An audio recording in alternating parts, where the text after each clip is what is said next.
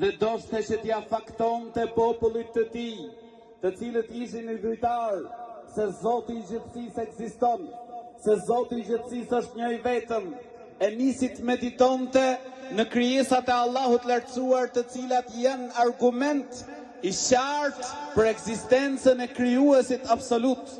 E filloi me yjet, më pas me hënën, më pas me diellin, por të gjitha perëndonin edhe pse kishin ndriçim, kishin përfitime prej tyre, përsëri perëndonin.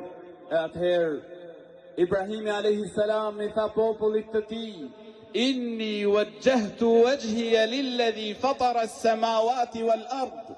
Unë tha, jam drejtuar atij, e kam drejtuar fytyrën time drejt atij i cili e ka krijuar pra qiejt edhe tokën.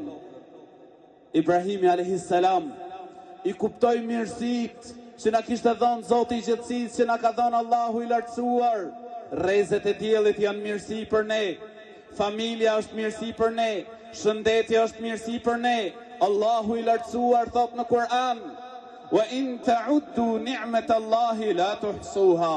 E nëse nisni të numëroni mirësitë e Allahut ndaj jush, nuk do të arrini të numëroni ato.